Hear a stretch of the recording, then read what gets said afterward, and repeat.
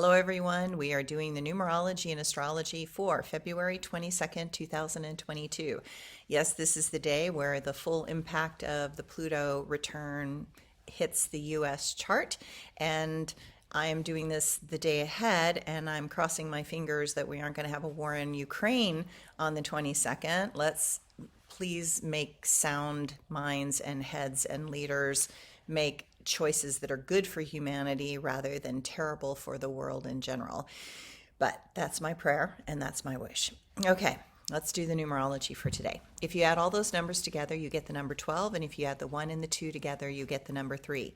Now, the number 3 is about devil and divine. It's about looking at things from more than one angle. So if you look at things from your own angle, that's one thing. If you look at things from someone else's perception, you see two angles, but that pulls us into that duality. But if you can look at something, the two things from a third direction, that actually oftentimes will help us see things more clearly.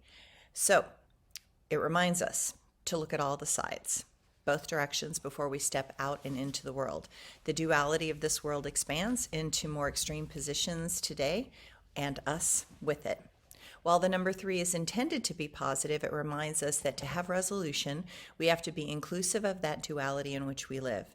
To do that, we often need a third point or reference, and neither taking one side or another, but objectively looking at both from a different angle. That is how we learn to see past duality and into the larger and broader issues at hand. With this number, we're being asked to look honestly at where our deep-seated personal illusions and our unrealistic perfectionism are.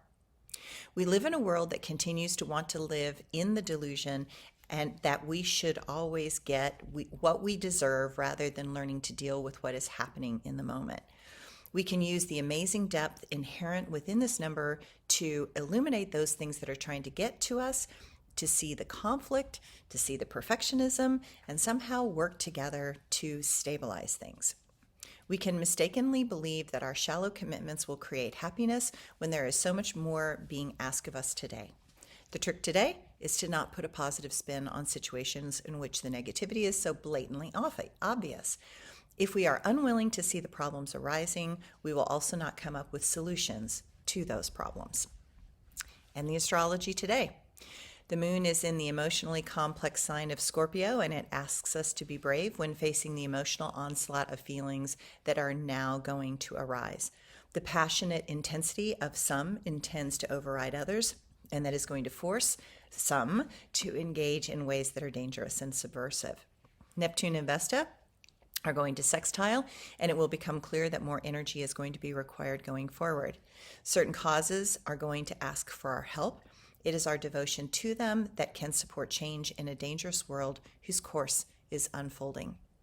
Mars and Pluto will parallel, and while this adds to our ability to focus, others are going to leap into action, and that will be the energy that is requested of us. We may not be able to control others in certain situations. Our own objectivity is in question today. The Pluto return hits full force, and it will reveal much and manifest great destruction. This is a time of great upheaval, powerful restructuring of our old patterns and beliefs, and it marks the end of empires. Pluto tends to destroy, then to generate a new path forward. Don't forget that the U.S. being formed by the signing of the Declaration of Independence was followed by a war with the British. Pluto shows us our shadow and the radical disparities that we have allowed to continue in the world. What now follows is going to be major and time-consuming. Many imbalances will need to be addressed. Pluto rules over pollution, destruction, and the broad-scale issues that have now hit a critical mass.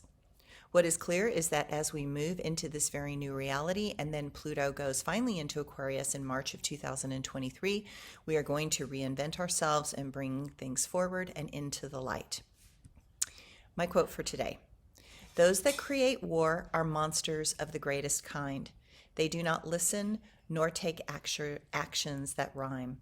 They listen only to the ego that is beating a drum and laugh when humanity tries to run. From the terror that is unleashed from deep inside, war shows that there is nowhere for others to hide." And my blog for today: How can we improve our karmic path ahead?